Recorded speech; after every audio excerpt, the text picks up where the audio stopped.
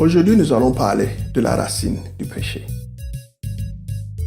Bienvenue à la montagne de feu, à la rencontre de l'homme spirituel. Il est dit dans le premier épître de Timothée, chapitre 6, verset 10, « Car l'amour de l'argent est une racine de tous les maux, et quelques-uns, en étant possédés, se sont égarés loin de la foi, et se sont jetés eux-mêmes dans bien des tourments. » L'amour de l'argent est une racine, comme nous l'avons lu. Cependant, il y a une racine qui peut mener à l'amour de l'argent. Et cette racine est celle que nous allons adresser aujourd'hui.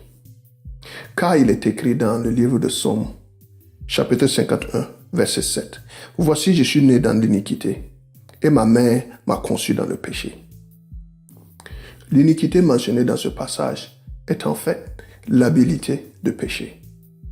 Prenons l'exemple d'un enfant. Du moment où il parvient à s'exprimer et à comprendre, il commence à mentir.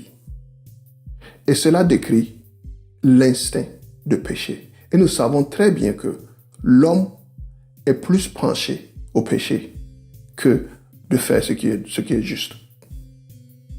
Et afin de trouver la source de cette habilité de péché, nous devons aller jusqu'au commencement.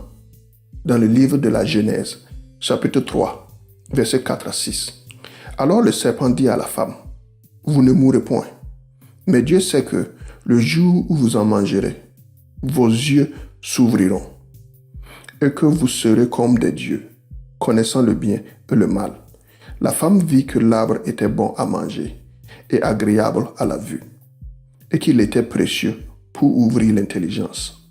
Elle prit de son fruit et en mangea. Elle en donna aussi à son mari qui était auprès d'elle, et il en mangea. Dans ce passage, nous voyons que le serpent, qui était le diable en tant que tel, a trompé la femme à manger le fruit. Cependant, afin de comprendre ce qui s'est réellement passé, nous devrons comprendre le cœur de l'homme et le cœur de la femme. Car le cœur de l'homme est de mener, de protéger, de pourvoir, etc. Le cœur de la femme est la beauté, le glamour, soutenir la vie, nourrir, la romance et la liste continue. Lorsque le diable cherchait à tromper la femme, dans son cœur, elle se demandait, « Adam, vas-tu dire quelque chose à ce sujet ?» Et vu qu'Adam n'a rien dit, la femme a pris la situation en main et a mené quelque chose qui n'est pas dans son cœur. Elle a pris la décision de mener et de manger le fruit.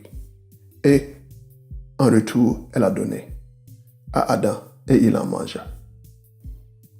Vu qu'Adam n'a rien dit et n'a rien fait, Ève a été blessée. Elle ne s'est pas sentie digne d'être protégée par Adam. Et Adam, lorsqu'il a mangé le fruit, s'est rendu compte qu'il aurait dû protéger Ève, qu'il aurait dû arrêter ce qui s'est passé et arrêter ce que le diable était en train de faire. Il a failli de protéger la femme. Et depuis ce moment, Ève a toujours vécu dans la peur de ne pas être protégée par Adam. Et Adam a vécu dans la peur de ne pas pouvoir protéger et de ne pas pouvoir à sa famille. Et la racine du péché vient de cette peur. Et avec la peur dans le cœur, nous sommes voués à contaminer tout ce que nous touchons. Prenons quelqu'un qui a un enfant et que l'enfant est destiné à être un nageur professionnel. Avec la peur de l'eau dans le cœur, le destin de l'enfant qui est d'être un nageur professionnel sera contaminé.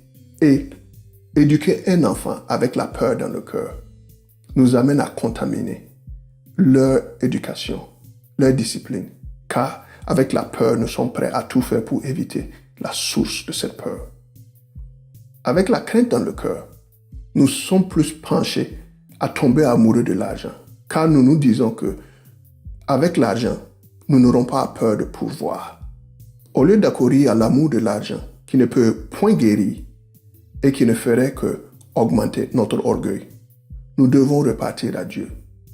Car Dieu seul peut guérir cette racine. Dieu seul peut déraciner cette racine. Comme il est mentionné dans le premier épître de Jean, chapitre 4, verset 18. La crainte n'est pas dans l'amour, mais l'amour parfait bannit la crainte. Car la crainte suppose un châtiment, et celui qui craint n'est pas parfait dans l'amour. Comme ce passage nous le dit, nous devons aller à Dieu, à l'amour parfait, afin que Dieu déracine cette racine de crainte et nous guérisse. Et en retour, nous pourrons éduquer nos enfants de façon propre.